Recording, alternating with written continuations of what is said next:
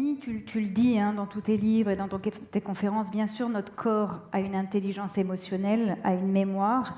Si on part du postulat, hein, comme Lise vient de le dire, que les blessures s'inscrivent dans notre petite enfance, est-ce qu'à l'âge adulte, c'est forcément des réactivations du coup?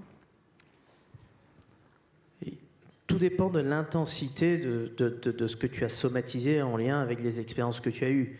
Plus tu as vécu de chocs, effectivement, violents au niveau de ton corps, plus tu as enregistré des émotions et des charges émotionnelles fortes. Et quand tu vas te retrouver à l'âge adulte face à des situations complètement subjectives, hein, mais qui rappellent à ton corps et ton subconscient ce que tu as vécu dans le passé, ces émotions-là émergent. Mais c'est très positif quand ça émerge. Parce que là, la porte s'est ouverte, parce que les émotions, c'est rien d'autre que du fuel, c'est de l'énergie, c'est des neuropeptides, des neurotransmetteurs. Et je ne sais pas au Canada, mais je pense qu'une des raisons pour laquelle on est le premier pays, il faut le savoir, hein, consommateur d'antidépresseurs, d'anxiolytiques en France, c'est parce que dans l'éducation que l'on a eue, on nous a appris à contrôler les émotions. Alors qu'une émotion qui est de l'énergie, une fois qu'elle émerge et qu'elle s'écroule, une fois qu'elle est vécue, comme les gens, tu vois, dans les séminaires que tu as pu expérimenter avec moi, qui d'un seul coup s'écroulant là, ils font les plus grands sauts dans leur vie. Parce que cette énergie qui était verrouillée depuis des années, qui brûlait la personne de l'intérieur, et il faut savoir, il n'y a pas que de l'intérieur, parce qu'en fonction de ce que l'on a somatisé comme une énergie en nous, on va attirer à nous, dans le champ des probabilités, ce qui matche avec cette énergie.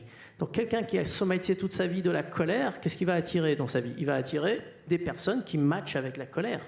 Et c'est ça qui est extraordinaire. Alors qu'une fois qu'elle est écroulée, qu'elle est vécue, une fois qu'une tristesse est vécue, bah, le deuil est fait. Et le deuil est fait, pour moi, un deuil est fait. J'ai énormément accompagné de personnes qui ont vécu des choses difficiles, beaucoup de pertes. Alors je pense que la pire des blessures, évidemment, que je souhaite à aucun être humain de cette planète, c'est la perte d'un enfant. C'est quand vous avez un enfant de 8 ans, 10 ans, 12 ans, d'un seul coup qui meurt pour X ou Y raison, ça fait partie de ce qu'il y a de plus difficile pour moi, en tout cas, en accompagnement. Et maintenant que je suis papa d'un enfant de 7 ans, je comprends pourquoi. Mais